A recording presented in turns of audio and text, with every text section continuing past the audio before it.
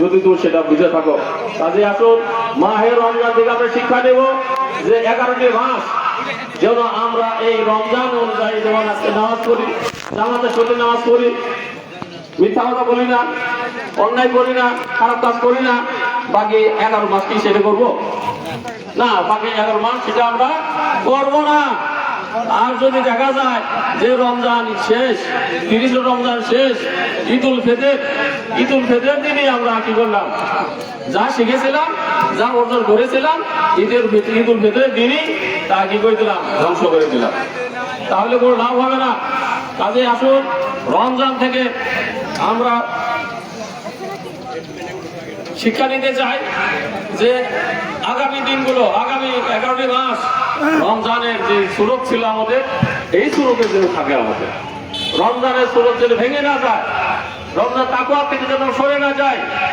এই জন্য আল্লাহ তাআলা বলেছেন ইয়া আইয়ুহাল্লাযীনা আমানু কুতিবা আলাইকুমুস সিয়াম কামা কুতিবা আলাল্লাযীনা মিন ক্বাবলিকুম লাআল্লাকুম তাত্তাকুন।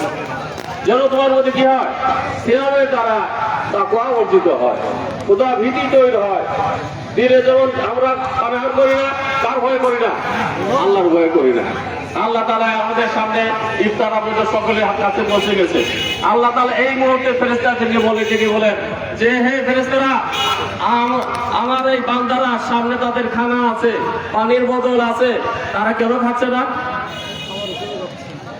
ফেরেশতারা জবাব দিয়ে বলেন হে আল্লাহ, তুমি হুকুম করেছো যে সূর্য না ডুবা পর্যন্ত, অস্ত না যাওয়া পর্যন্ত পানাহার করা যাবে না। এই হুকুমে, এই ভয়ে তারা কি করে না, তাদের সামনে খানা থাকা সত্ত্বেও তারা কি করে না, খানা গ্রহণ করে না। তাদের সামনে অন্যায় করার সুযোগ থাকা সত্ত্বেও তারা অন্যায় করে না। তাদের সামনে ফাহিশা কাজ করার সুযোগ থাকা সত্ত্বেও তারা এই কাজটা করে না। তাহলে আল্লাহ বলেছে তাহলে তাদের কি দিতেও দিব আমি, তাদের পুরস্কার কি?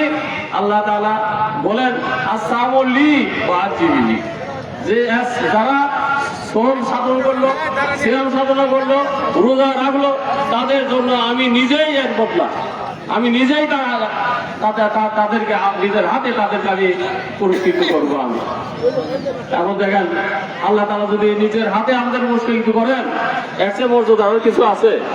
এর চেয়ে মর্যাদার আর কিছু হইতে পারে না। এই জন্য আজকে রমজান থেকে আমরা বলতে চাই